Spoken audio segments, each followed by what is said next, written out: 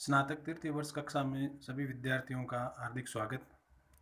आज हम एक नए प्रकरण धातु प्रकरण के अंतर्गत लृट लकार की रूप सिद्धि का अध्ययन करेंगे। तो सबसे पहले विद्यार्थियों को लृट लकार के रूप आने चाहिए। जैसा कि आप स्क्रीन पे देख रहे हैं, भविष्यति, भविष्यतः, भविष्यन्ति, भविष्यसि, भविष्यतः, भविष्यत्, भविष्यामि, भविष्यावः, भविष्यामः, ये लृट लकार के रूप होते हैं। पूर्व कक्षाओं में हमने इनको सीधे याद किया था। वर्तमान में हम इनकी रूप सिद्धि का अध्ययन करेंगे। तो लृट लकार में सबसे पहले जो शब्द होता है वो होता है भविष्यति।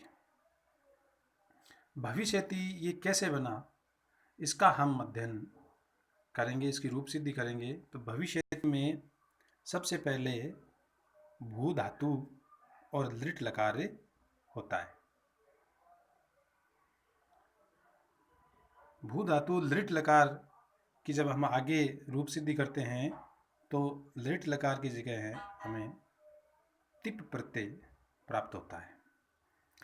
तिप प्रत्यय में ये जो पै है, ये हलंत है, इसकी इत्संज्ञा होकर के लोप हो जाता है। तो शब्द शेष रहता है ति, भू प्लस ति। आगे हम जो सूत्र होते हैं उनका ये देखते हैं कि जैसा कि आप स्क्रीन पे देख रहे हो, सयतासी लृ लूटो एक सूत्र है। सयतासी लृ लूटो, सयतासी लृ लूटो रेखांकित आप देख रहे हो। इससे यहाँ पर छोटी होती है, सय का आगम होता है और ये ति, इस प्रकार ये चलता है।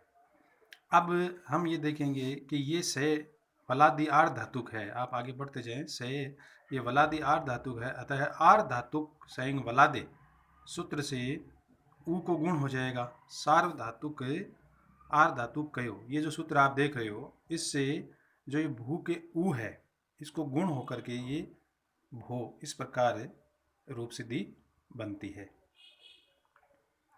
अब इस आर्ध धातु के जो उकार था उसको गुण हो जाएगा और फिर उसे अव आदेश हो जाएगा। ये जो ओ है इसको अव आदेश होकर के ये भव, इस प्रकार ये रूप सिद्धि आगे चलती है। तो ये भव हो जाएगा, फिर से, फिर ति, इस प्रकार जैसा कि आपको मैं सीधे उसकी रूप सिद्धि करते हुए दिखाता हूँ। भू सयतासी लृ लूटो, इस सूत्र से यहाँ पर सय हो गया, भू प्लस सय प्लस ति, फिर भू के ऊ को सार धातु आर्ध धातु के सूत्र से ओ हो गया, फिर भू प्लस सय प्लस ति, फिर इसको अव आदेश होने पर ये भव हो गया, फिर भव प्लस सय प्लस ति, जो कि आप सूत्र के अंतर्गत देख रहे हैं। पुनः मैं आपको बताता हूँ कि ये अव आदेश होने के कारण अब इसे इट का आगम आता है। अब इसे इट का आगम होता है तो ये हो जाएगा भव प्लस इट प्लस सय प्लस ति। इट के टे, जो इट का टे है उसकी इत संज्ञा होकर के लोप हो जाता है। भव प्लस इट प्लस सय प्लस ति, तो यहाँ इट के टे का लोप होकर के ये भव प्लस ई प्लस सय प्लस ति, तो भय और फिर सय प्लस ति, ये हुआ। अगला जो सूत्र आता है उससे जो आप देख रहे हैं कि ये जो तीसरा सय होता है आदेश प्रत्ययो, ये सूत्र है हमारा आदेश प्रत्ययो। इससे इस आदेश प्रत्ययो सूत्र से क्या होता है कि जो ये हमारा स है, इस स के स्थान पर ये मूर्धन्य स आदेश होता है और फिर अंत में रूप सिद्धि होती है भय वी स ये ति। इस प्रकार ये रूप सिद्धि हमारी निष्पन्न हुई। तो हमने जो भविष्यति रूप सिद्ध करने के लिए हमने यहाँ पर जो पढ़ा, सबसे पहले भू प्लस ती, भू धातु थी जो कि दीर्घ धातु है। यहाँ आप पुनः एक बार देखें कि ये जो भू धातु है, भू प्लस लिट, इस भू प्लस लिट की जगह आदेश हुआ तिप, फिर भू प्लस से टी, पै की हल्यंतम और संज्ञा से लोप हो जाएगा। फिर भू में जो ये ऊ है, ये जो ऊ है उसको अव आदेश हो जाएगा सार्व धातु को आर्ध धातु कयो सूत्र से, जैसा कि आप स्क्रीन पे देख रहे हो। सार्व धातु का आर्ध धातु कयो, ये जो सूत्र होता है, इस सूत्र से भू के ऊ को गुण होकर के ओ हो गया और ओ को फिर अयादि आदेश होकर के अव आदेश हो गया, और फिर भव प्लस ई प्लस है इट का आगम होकर के ये निष्पन्न होता है। फिर आदेश प्रत्यय सूत्र से जो ये तीसरा स है, स का जो तीसरा स है, इससे दूसरा स मूर्धन्य स होकर के भविष्यति रूप इस प्रकार सिद्ध होता है। ये जो भविष्यति रूप है ये सिद्ध होता है। इस प्रकार हमने ये जो भविष्यति रूप सिद्ध किया, ये जो भविष्यति रूप सिद्ध किया, आगे की सारी प्रक्रियाएं इन्हीं रूपों के आधार पर चलेगी। भविष्यति के बाद में भविष्यतः बन जाएगा, फिर भविष्यन्ति, भविष्यसि, भविष्यतः, भविष्यत, भविष्यामि, भविष्यावह, भविष्यामः। थोड़ा बहुत इनमें जो अंतर रहता है वो ये है कि जो ये भविष्यतः है, यहाँ पर भू धातु से तस होकर के ये निष्पन्न होता है। भविष्यन्ति में भू प्लस झी ये होता है, भू प्लस झ, और फिर झोअंतो सूत्र से भू प्लस झी, जो अगला जो हमारा सूत्र होता है झोअंत है, उससे यहाँ पर अंत आदेश होकर के ये अंति बनता है।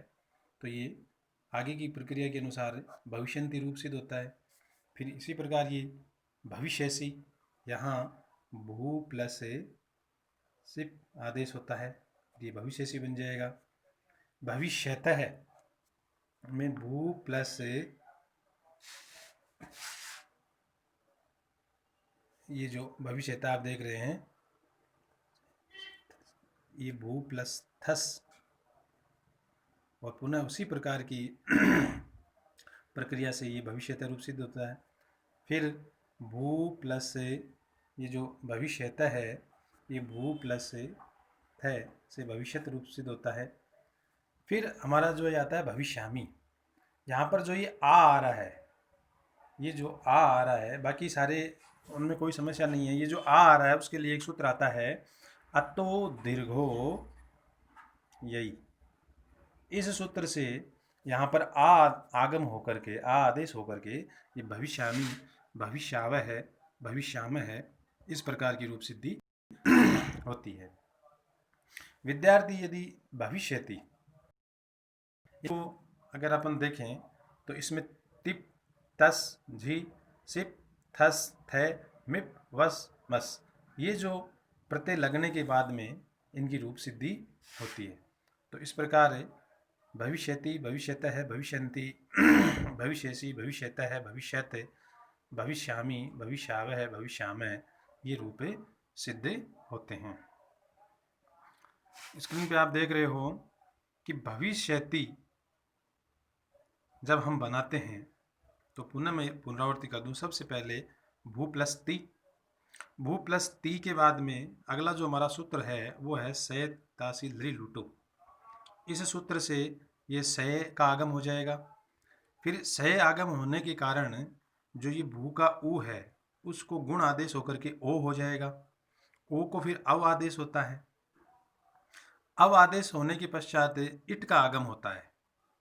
इट के में ई शेष रहता है और टे का लोप हो जाता है।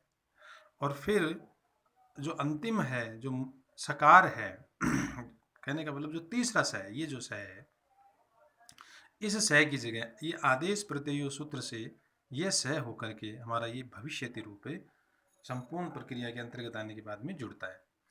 जब हम भविष्यति रूप बना लेते हैं तो इसी प्रकार भविष्यतः आदि बन जाते हैं। अंत में जब हम भविष्यामी बनाते हैं तो यहाँ जो ये आ आता है उत्तम पुरुष में, इसके लिए दीर्घो यही, अतो दीर्घो यही, इस सूत्र से आ को दीर्घ होता है को दीर्घ होकर के आ बन जाता है और ये भविष्यामी भविष्यावह भविष्यामी रूप सिद्ध होते हैं।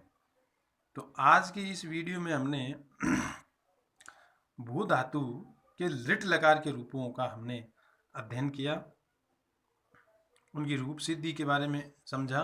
पुनः एक बार आप देख लें कि भविष्यति, भविष्यतः, भविष्यन्ति, भविष्यसि, भविष्यतः, भविष्यत, भविष्यामि, भविष्यावह, भविष्यामः, ये सारी प्रक्रिया इस प्रकार जब हम एक भविष्यति रूप सिद्ध कर लेते हैं तो हो जाता है। तो जब हम भविष्यति रूप सिद्ध कर लेते हैं तो अन्य जो सारे रूप हैं वो इनके प्रत्ययों के अनुसार आगे सिद्ध होते रहते हैं।